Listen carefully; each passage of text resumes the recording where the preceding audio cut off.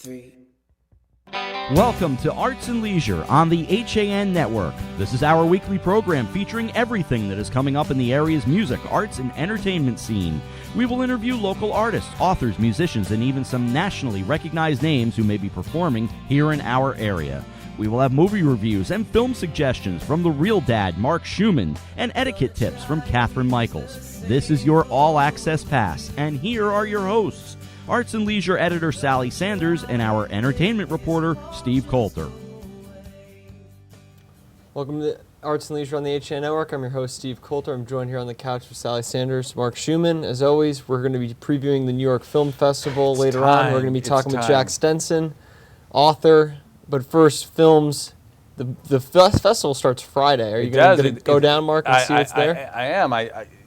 We were just laughing that there isn't the chance perhaps to do what I've had the chance to do in previous years, where I just kind of went underground and saw every movie and just stayed indoors and did all that every day. Became a mole person. Can't do that, I have to work and things like that. But no matter how much you get to see at the festival, whether it's several films or just one film, any chance to be a part of the excitement. I was there last year. It was awesome. It's so cool. One of my favorite days of all time. We'll get to be in the new redone Walter Reed Theater, which is supposed to be beautiful and state-of-the-art. And Alice Tully is always a fabulous place to see movies.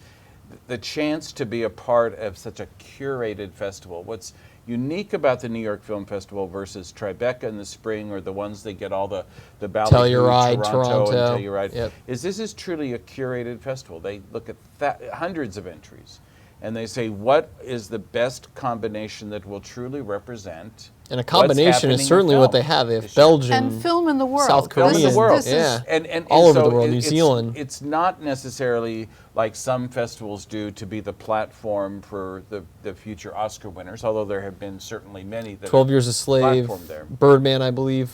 Right. And then last year, Bridge of Spies was the big one, and that one for Best Supporting Actor. But this year, the collection's a little bit quieter in many ways. I was noticing that going down the list. There wasn't a really headliner besides Manchester by the Sea. We don't have a Tom Hanks movie. We don't have a... You've got Casey Affleck. Quieter. You don't even have Ben Affleck. And it's a quieter collection that feels almost to me like we're getting underneath the surface, and we're going to see things that maybe we would otherwise miss, or maybe wouldn't otherwise get the attention there should be. There's a couple of fascinating documentaries that I cannot wait for. One is the documentary with Carrie Fisher and her mother, Debbie Reynolds. Yes. Called Bright Lights, and it was at Cannes, and it is supposed to be funny, which is not surprising given the people in it. But it's also supposed to be so touching and such a marvelous portrayal of the relationship between mother and daughter. And their relationship that we might have gotten a glimpse at in Postcards from the Edge is certainly not a boring relationship. No, it's had its ups and downs. I can't wait to see that. That'll be great. How can they fit that into 1-2-hour motion picture, right? Hopefully, when it comes out on DVD, we'll get all the outtakes. Right. Yeah. What are some of the other ones that you're looking for? And then there's a documentary that, if you're a Broadway musical kind of nut. Oh, I know what you're going to say. It's the documentary about the creation of and very short run of Stephen Sondheim's musical Merrily We Roll Along back in 1981. And I remember very well attending that show during previews, and you could sense in the theater that this was a show in trouble. And Hal Prince and Stephen Sondheim sat up in the box, and they were arguing about how to fix things. And so what Lonnie Price, who was in the original cast, has done is he's gathered several of the original cast members, of which one is Jason Alexander. Long before Seinfeld, he plays the mean Broadway producer. Does he have hair or no? I think he still might have had hair. I don't remember. He certainly had attitude, but he was, he's gone on to great things. And so Lonnie Price has gathered the original cast, and they're going to relive what it was like to create this show. And this is a show that has kind of a cult following all these years later. So I can't wait to see that one too. And it's interesting you brought up two documentaries. They start the entire festival with a documentary, 13th, which premieres on Friday. This is a big deal because this is the director of Selma. This is someone who obviously has a deep passion for Ava DuVernay. Yeah. I never can say her last Yeah. name. It's one of those that is so hard to pronounce. But she received so much attention for Selma a couple of years ago. And this is a very close look at the prison system in America. And this one is all about the passage of the 13th Amendment, which was intended to outlaw slavery. And the early buzz about it is that it's very powerful, and it's a big move for the festival to have a non-fiction film, as they're calling it, open. Well, they might not have a Best Picture winner in this slot, but this one seems to be the one that will contend for Best Documentary come Oscar season. And I think it contributes to the dialogue around film. Because Absolutely. What's also most interesting about this film festival versus some others is the film festival is certainly the most visible thing that the Film Society at Lincoln Center does, but it's not the only thing they do. And they have marvelous events and activities throughout the year and in the community. A couple that I'm involved with, they have a program where they take cameras into schools in Manhattan and help these elementary kids actually make movies. Now, have you done this? And I went to watch a shoot one day of these second graders making a murder mystery. And in this, the Film Society brings like a young filmmaker to be their mentor. And these kids, they storyboard it, they plan it out. This isn't just handing a kid a phone and saying, go make a movie. They're really planning it out. And so that's one of the things they do.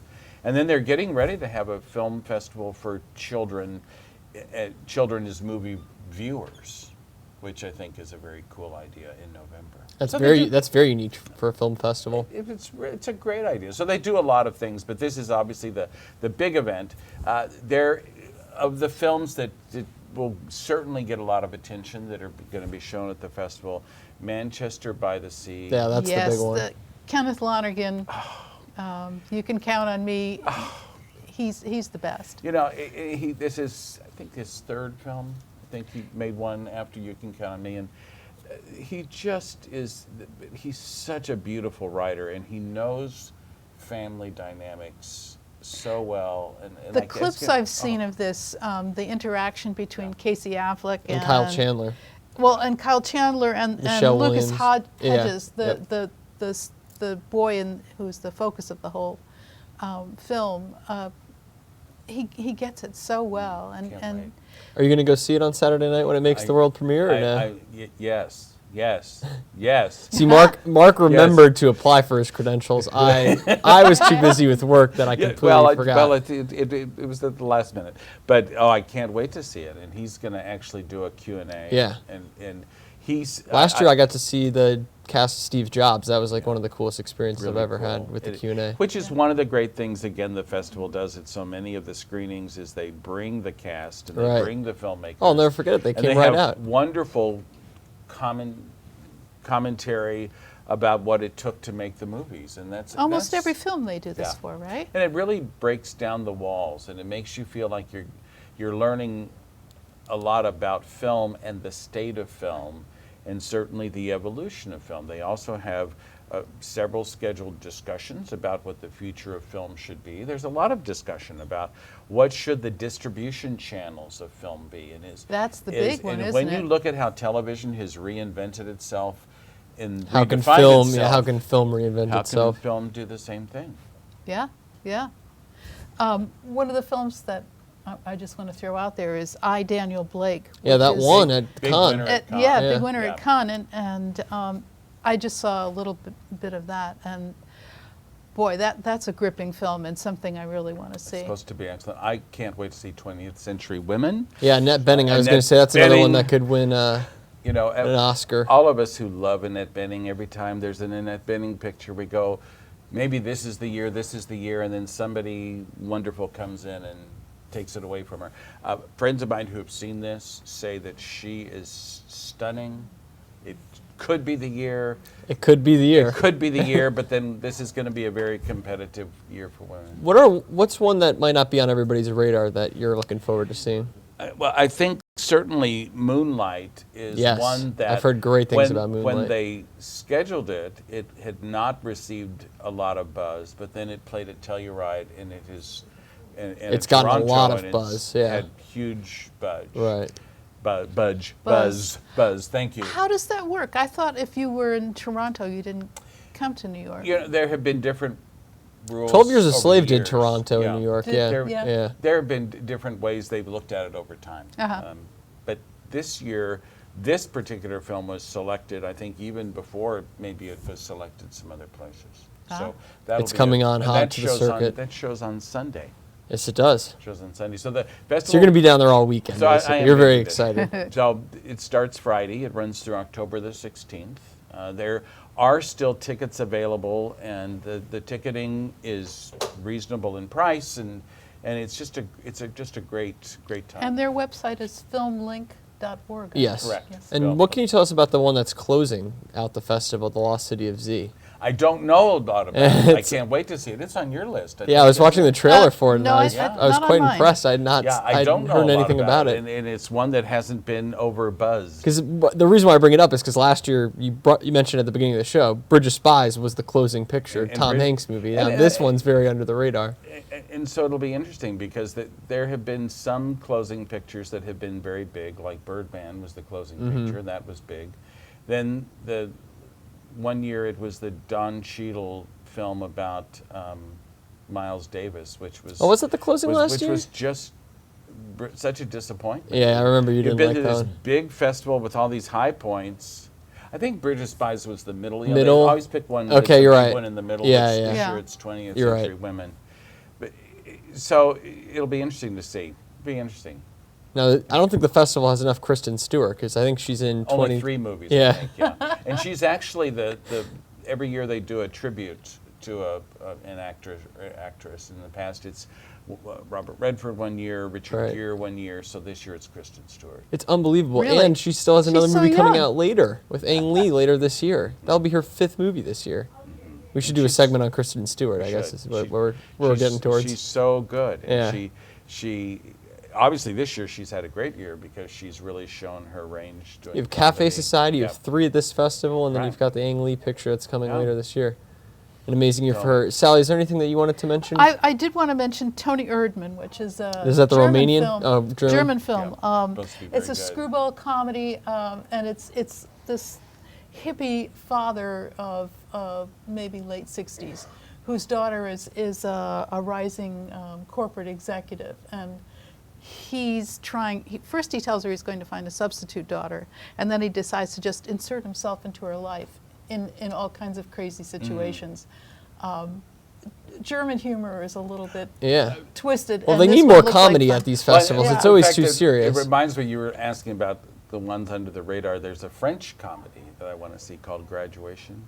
And not that anyone in our community would relate to this, but it's apparently about an overly intense parent who will do anything to get a child into the right college. Right. Not that ever happens Never. here. Never. But I think it'll I did be- see that one actually too while I was I researching. think it'll be quite it sounded pretty funny. fun to see a situation that is very Fairfield County Yeah.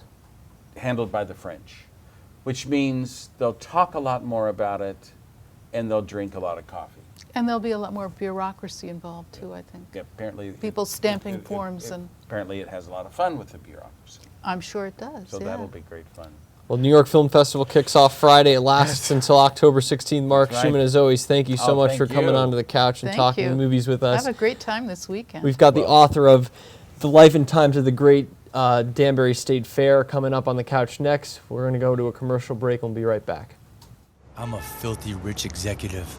I hear the market's down 1,000,000 points. I freak out. I spill my large espresso.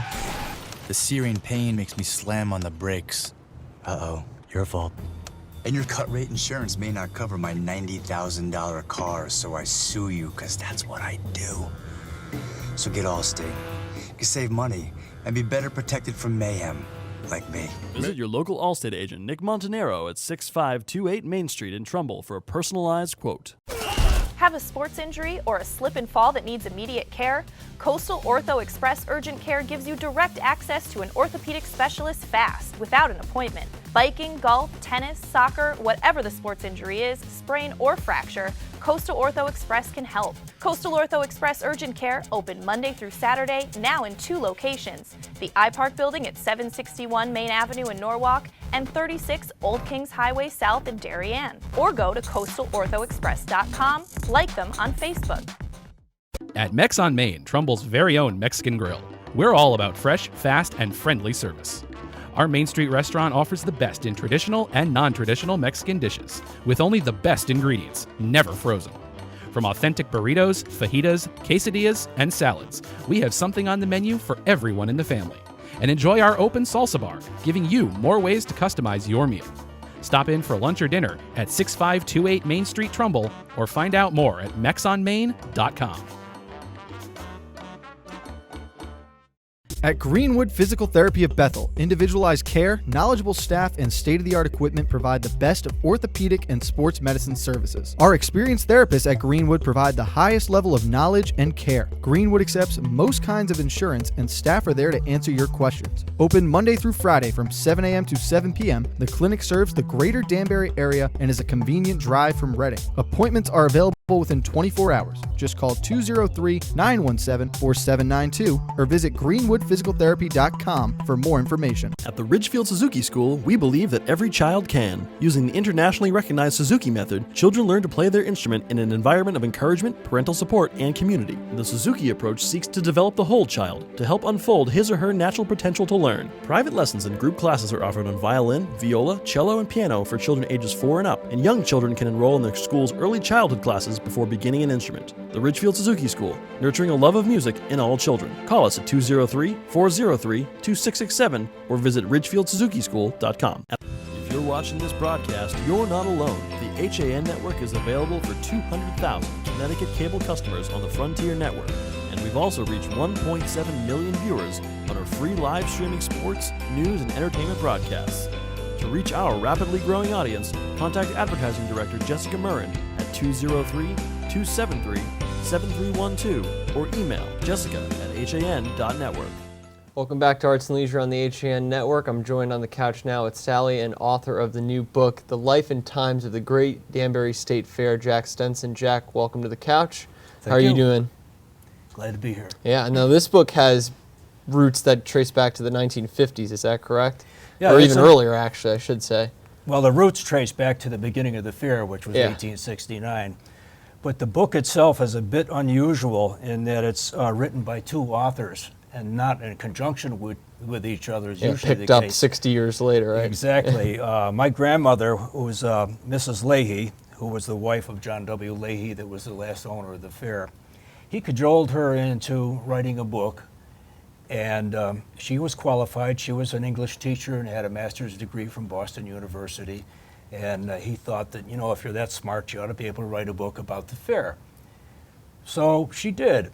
And she did all the hard work that went into this book, which was digging into the history from 1869. Going through the records and doing all the research, going through all the records and coming up with this nice book.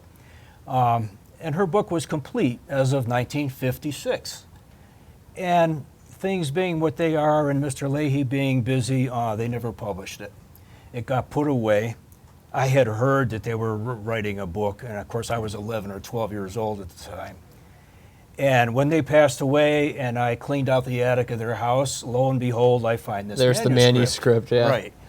So I read it and I was impressed. It's very well written. It's humorous. It's full of personal asides. If you knew either of the Leahys, you could actually hear their voice in the the writing of it, which I enjoyed. And I thought, you know, this really deserves to be published, especially after all the work she put into it. This was 1983.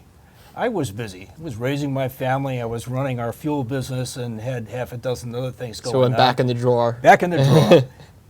A couple of years ago, my 70th birthday came along, and I got thinking about it, and I said, you know, Jack, if you're going to do this, you'd better sit down and do it, because time marches on, and so I did. And what I did was I updated the book. There were almost 30 years of more history of the fair to tell. So I updated the book from 1956, including a lot of my own experiences, to the end of the fair. And that's part 2 of the book. Part 2 of the Right. book, exactly. And what was not included in Mrs. Leahy's book were the photographs. What we have remaining from the fair are hundreds and hundreds of photographs starting around World War I. So my big job was to select some photographs to illustrate the book from a century of photographs. And that was mind-boggling. That was harder than writing the book. Yeah, I was going to say you could narrowing almost down do on a few. photo album just of the Absolutely. fair with no text. We have on the screen right now a picture from probably the 20s. And I contributed this one just for the show today because my grandfather's in it. He's the guy with the bow tie standing in the center. The Danbury Fair started as an agricultural fair back in the mid-19th century. That's right. Actually, it grew out of a horse race track. There had been a practice trotting track on the grounds over there. It was probably one of the only flat areas in all of Danbury. And horse racing, like it is now, was a playtime for the rich and wealthy. And several of the wealthy Danbury industrialists, hatters, bankers, and whatnot owned trotting horses. They had a lot of competition going on between them. But the circuit, the recognized sanctioned circuit, didn't come to Danbury because there was no real good racetrack. So they decided to get together and build one, and they did on those premises. Within a couple of months, the town fathers thought, gee, why don't we get together with these guys? And of course, they knew everybody, and put an annual fall fair together. So they struck up an agreement, borrowed a tent from P.T. Barnum, and ran the first fair in September of 1869. It was successful. They made a profit. They plowed the money back into it, as they did for many, many years. And it became a nationally known event. They were very successful at what they did, and it worked out very well for them. And this was still mostly agricultural displays and livestock. And did they have all the midway and entertainment that? They had the midway and the entertainment, but it was primarily agricultural. The biggest participants in the Danbury Fair were not so much from Danbury, but from all the surrounding towns where all the farms were. And it was typical. I know the Hurlbut family from Roxbury used to march their cattle all the way from Roxbury through the city of Danbury out to the Danbury Fairgrounds in order to exhibit them. Yeah. And of course, there was a lot of competition between the breeders, whether it be horses or cattle or dogs or poultry. Even hay, they had hay competitions to see who could grow the best hay. And of course, it was the harvest season. The agricultural summer was over. Everybody got together, and it was a great big social gathering as well. So they had all these meets and got together every year traditionally to say hello to each other because they worked hard all summer and have a good time. And of course, the entertainment grew out of that. The carnivals and the midways and the grandstand shows and all that came along at the same time. When did John Leahy get involved? Well, John was running a fuel oil and propane business in a machine shop, and he was always interested in entertainment, but he was very busy with his business. The fair was shut down for World War II because of rationing and the fact that 2.5 million men were overseas fighting the wars. One day a woman comes in that was his customer, and she owed him a little bill, and she said, Mr. Leahy, I'd like to help settle his bill with a share of Danbury Fair stock that I own. Would that be acceptable? And he thought about it for a little while, and he said, absolutely. So he traded the balance of the bill for the share of Danbury Fair stock and took it home that night to Mrs. Leahy, my grandmother, and he said, I acquired a share of Danbury Fair stock today. And Mrs. Leahy was a very frugal, practical, conservative person. And she What are you looked at spending him money and on that for? Exactly. And she said to him, why, whatever are you going to do with that? And he said, well, I really don't know. But the next morning, he hightailed it down to the corner of White Street and Main Street where the offices of the Danbury Fair were. And he went upstairs and saw Morty Rundle, who was the president. And he sat down with him and he said, I've got a share of Danbury Fair stock, you know. and they talked over whether he paid enough or too much for it.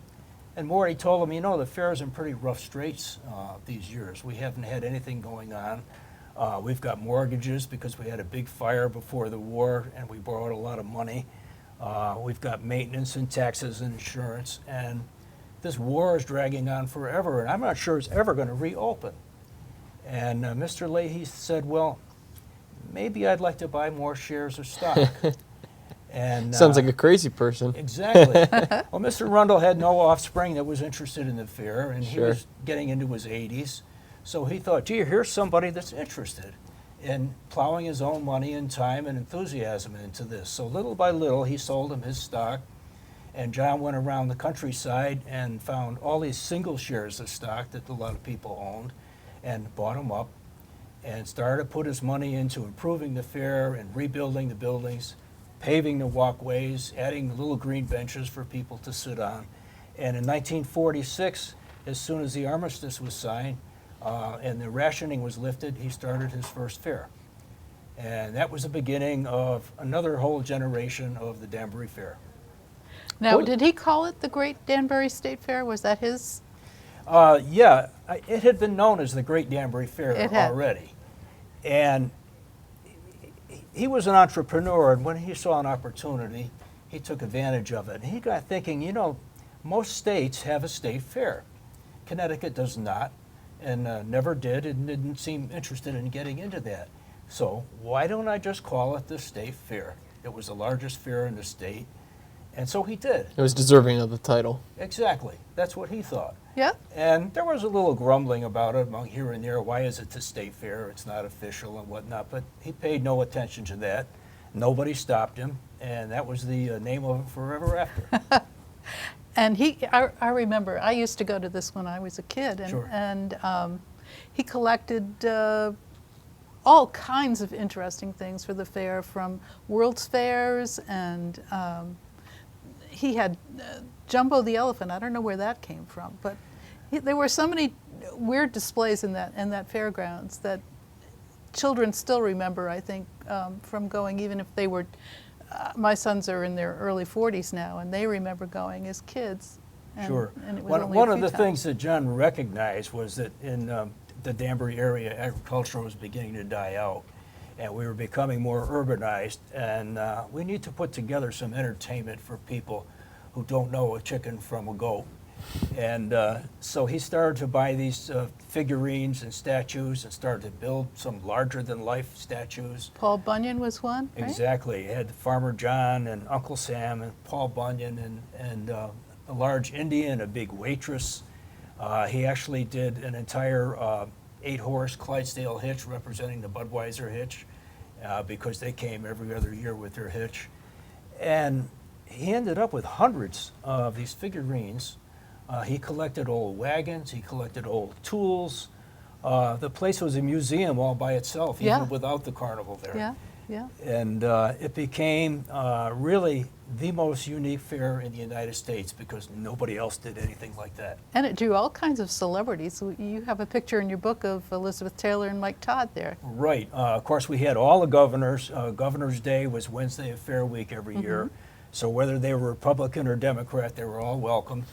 And they brought all their politicians with them. And rode in a parade through the fairgrounds. Exactly, rode in the parade and all made their little non-political speeches. Uh-huh. And along with them became a lot of other different movie stars and whatnot. I met Bobby Riggs over there one time, and a number of other, Elizabeth Taylor and Mike Todd came. Yeah. Elizabeth Taylor's birthday was coming up, and somehow they knew about the Danbury Fair, and Mike Todd was going to have a birthday party for her in Madison Square Garden, of all places. And he wanted to have a big parade and do a lot of fantastic things, and he'd heard about the Danbury Fair. So he came up to talk to Mr. Leahy about hiring some of these things and putting on a big parade in Madison Square Garden for Elizabeth Taylor's birthday. Wow. And they did. And I happened to be there. I was probably 13, 14 years old, so I got to meet the both of them. Pretty exciting. Yeah, I was It going to was say, it must be exciting. pretty cool Yeah. for a teenager. Yes, it sure was. And Marian Anderson, who lived in Danbury, sang at the fair. She just sang at the fair. I don't know exactly when that was, but Mr. Leahy ran a set of operettas during the summer in the early 50s, and she was a part of that. And so that was kind of awe-inspiring as well. Yeah, that voice. People that is want to read amazing. more about the fair, there's going to be a book signing, and you're going to be talking this Saturday, correct? Right. In Danbury at the Museum and Historical our Society. book has just come out. This is kind of a mock-up. The hardcovers are in transit, hopefully, at this point. And we're having a book signing at the Danbury Museum and Historical Society, 43 Main Street in Danbury. 4 p.m., don't be late. That's right. So it's going to be this Saturday, October 1st, and start at 4 o'clock. Okay, you're going to talk a little. We're going to talk a little, and we're hoping to see everybody there. And is there two different times, 4 and 5:30? Or no? Depending on how many people show up. Okay. I think you should bring a big crowd. Right. Oh, I It's a think great you topic. will. Hopefully. Oh, I think Yeah. you will. Yeah. Well, thank you so much, Jack, for coming on the couch and talking about the book. Thank you. Enjoyed being here. Yeah, it's a great time. We're going to head off to our second commercial break. We're going to bring Mark back on the couch to talk about Curtis Hansen's career. He passed last week. We're going to talk about some of our favorite movies of his.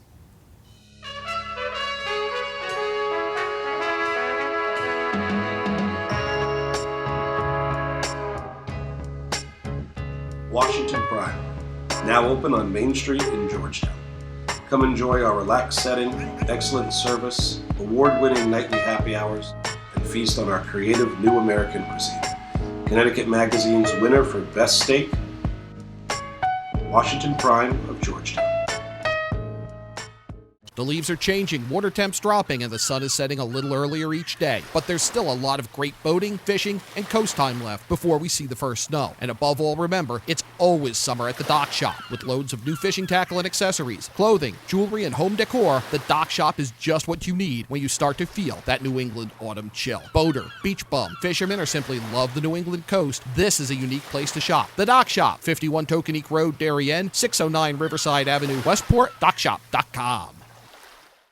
At Elements Massage Ridgefield, we believe in quality services that are affordable and focused on therapy and healing. The licensed massage therapists are available 7 days a week, offering deep tissue and Swedish massage, as well as prenatal and couples massage. Special introductory rates are available now, or try our Elements trademarked wellness program. For more information, contact Elements Massage Ridgefield at 203-403-3348 or visit elementsmassage.com/Ridgefield. I really wanted something that felt like a home. Coming from a big house, I wanted the feel of a home as opposed to a condo. My property taxes on my single-family home were close to $20,000 a year. Now that I've downsized and I'm in a townhome, and because of the condo tax laws, my fees have gone from $20,000 down to about $5,300 with the star exemption. There is no other townhome that compares in the area. This is where I want to be. Hi, this is Leo Carl from Carl Chevrolet in New Canaan. And you've heard me talk about the Chevy Volt for years. The new model gets 53 miles on EV charge daily, plus 420-mile full range. But don't take my word for it. You need to come in and test drive the Volt yourself. Visit us at 261 Elm Street in New Canaan or online at carldirect.com.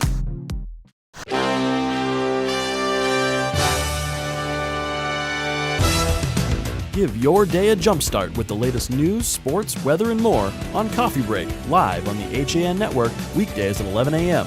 Connecticut news doesn't get any more local than on Coffee Break. Welcome back to Arts and Leisure on the HAN Network. We have Mark back. We're going to talk about the life and career of Curtis Hansen, who we lost last week, a tremendous filmmaker. And, you know, my one takeaway from his passing was if we can create something as singularly great as LA Confidential in our life, then that's a good life. You know, he had a lot of good movies, but that was truly a tour de force. It's one of the best films that's ever been made. Fabulous film, and I just watched it about 2 weeks ago. Oh, before he passed. Before he passed, what timing? because one of my sons was watching it and noticed that in the very early part of the film, when Russell Crowe goes into the liquor store, and Bud White first meets Kim Basinger, the box on the counter of the liquor store is the Schumann liquor company. Oh my God! And so the delivery box has your name Schumann on it. And so one of my sons was watching it, and text it, Dad, Dad, you got to put it You have in. to- well, then once you start that film, of you course. can't stop that film. Every frame is so Every film. perfect. And what's great about Curtis Hanson is that even though he made that film, and he made the film of his life the same year as Titanic, and it lost at the Oscars. He should have won. He should have won. Can't even think about that one. But he didn't stop, and he never stopped. And he did a film a few years later that I think in many ways is the equal of L.A. Confidential, called Wonder Boys. Oh, Wonder Boys is great with Michael Douglas. And by far the best Michael Douglas performance there was. He really got a lot out of his actors. He did. And he was great. L.A. Confidential, not to leave that one. Best names of any movie in Hollywood history. Pierce Patchett. Like, you don't get any better than that. Ed Exley. That cast, Oh, it's so everyone good. in that cast is working up to their very best. Oh, yeah. Kim Basinger was. She's never been better. But she was actually very good years later in another Curtis 8 Mile. Hanson film, 8 Mile. Yeah. The fact that he did 8 Mile. he Yeah. did 8 Mile. People and forget about Eminem that. And River Wild. And River Wild with Kevin Bacon and Meryl And Streep. what's yeah. fascinating about the River Wild is that was at a point, and it's hard to imagine now, but there was a point at which people were saying, can Meryl Streep reinvent herself? That's laughable. That was silly, wasn't Silly it? question. And so the River Wild was kind of a risky thing Sure. for this very cultured actress to do an action film, Yeah. or kind of Getting dirty. a thriller film.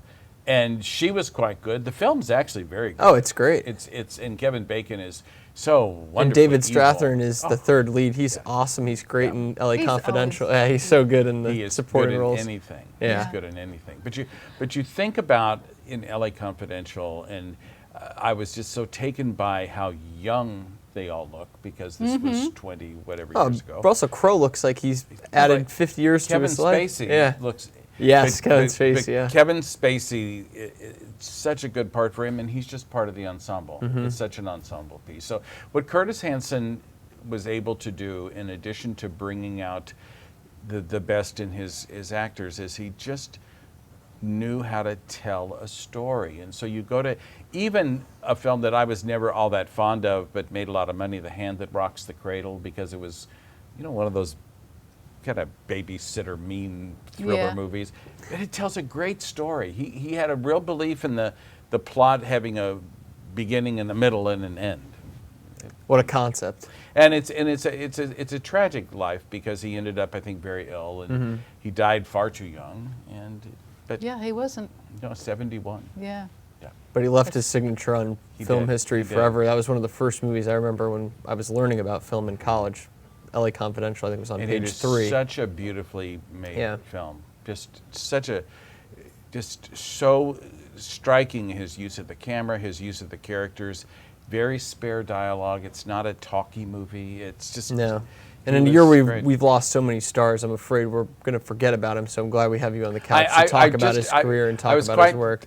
I was just quite taken by it, because we don't talk about him in the same discussions when we talk about Spielberg. But the irony is, if he beats Titanic, which he should have, Oh, the conversation's there to be had yes, for sure. Yes. So I'm And he glad should we had have, the chance. yeah. Yeah, I'm glad we absolutely. had the Mark, chance to thanks talk as about always it. again Thank you. And for waiting and coming back on to oh, talk are you about kidding? Curtis Well, first of all, I Hanson. loved hearing about the fair, and I think really someone needs to make a movie about the About the Danbury fair, yeah, I was thinking that too in that's my head. So if Curtis Hanson were to have made a movie about the Danbury Fair, he would have done something about all those figurines. There would have been, Oh, a, yeah. there would have been a whodunit There's a somewhere. in it. story about Elizabeth Taylor coming in the Yeah. figurines. On the parade. I like Okay. it. Original screenplay. Yeah. Mark, as always, thanks Okay, again. great. We're going to head off. We'll be Okay. back next week on the couch. Thanks for watching Arts and Leisure on the HAN Network. We'll see you next week.